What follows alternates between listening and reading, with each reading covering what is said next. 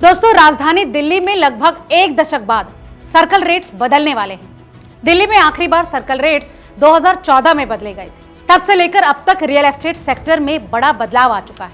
खासकर Lutyens Delhi, south Delhi के plotted इलाकों और अर्बनाइज्ड बेल्ट में प्रॉपर्टीज के दाम कई गुना बढ़ चुके हैं, लेकिन ऑफिशियल सर्कल रेट वहीं के वहीं जमे हुए हैं। सर्कल रेट बदलकर सरकार का मकसद है प्रॉपर्टी की ऑफिशियल वैल्यू को वास्तविक बाजार के दामों के बराबर लाना।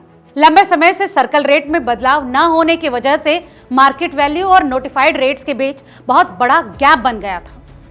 नमस्कार, आप देख रहे हैं रिपोर्टर जी और मेरा नाम है लता सिंह। दोस्तों, इस खबर पर आगे बात करने से पहले ये जानते हैं कि आखिर सर्कल रेट होता क्या है। दरअसल सर्कल रेट किसी भी इलाके में प्रॉपर्टी का वो मिनिमम वैल्यू होता है जिसे सरकार ऑफिशियली तय करती है। इसे आप सरकारी रेट भी कह सकते हैं।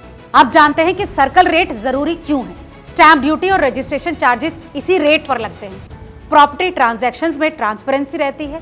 काला धन यानी ब्लैक मनी कम करने में भी सर्कल रेट से मदद मिलती है। और दोस्तों, सबसे जरूरी बात, सरकार को सही रेवेन्यू मिलता है। सर्कल रेट से जुड़ी कुछ खास बातें ये भी हैं कि actual market price circle rate से ज्यादा या फिर कम हो सकता है। अगर मार्केट प्राइस कम हो तब भी रजिस्ट्रेशन सर्कल रेट पर ही होता है। कई जगहों पर सर्कल रेट बहुत पुराना है और इसीलिए मार्केट रेट से काफी पीछे है। चलिए आप लौटते हैं दिल्ली पर। दोस्तों, टाइम्स ऑफ इंडिया की एक रिपोर्ट के मुताबिक दिल्ली में सर्कल रेट्स इस समय 8 कैटेगरीज में बटे हुए हैं। कैटेगरी ए का सर्कल रेट है 7.74 लाख रुपए प्रति वर्ग मीटर। वहीं कैटेगरी एच का सर्कल रेट है 23,280 रुपए पर स्क्वायर मीटर। लेकिन दोस्तों, इन कैटेगरीज में भी कई गड़बड़ियां हैं।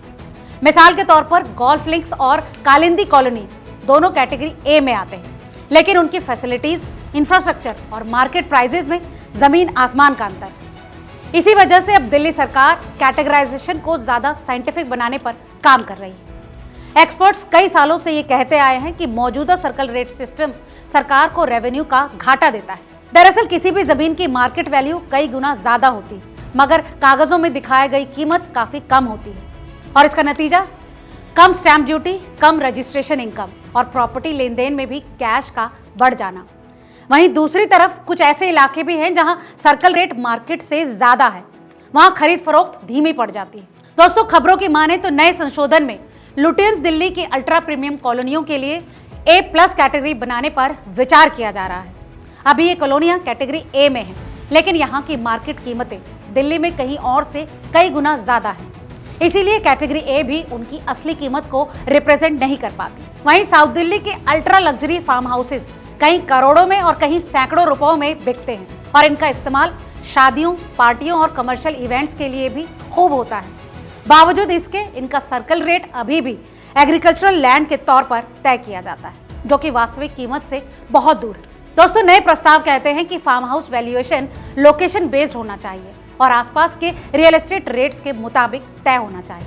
दोस्तों, दिल्ली में सर्कल रेट के अमेंडमेंट की पूरी तैयारी की जिम्मेदारी थी जून में बनी एक कमेटी की, जिसकी अध्यक्षता डिविजनल कमिश्नर कर रहे थे। कमेटी अब तक कई स्टेक होल्डर से मिल चुकी है और बाजार स्थिति का आकलन कर चुकी है। अब ड्राफ्ट तैयार होने के बाद इसे पब्लिक फीडबैक के लिए रखा जाएगा।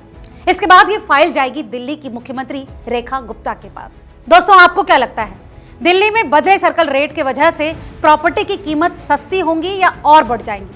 हमें कमेंट करके जरूर बताएं। और ऐसी तमाम और रियल एस्टेट से जुड़ी खबरों के लिए देखते रहिए रिपोर्टर जी। और हाँ, अगर वीडियो आपको पसंद आया हो तो इसे लाइक और दोस्तों के साथ शेयर करना ना भूलें।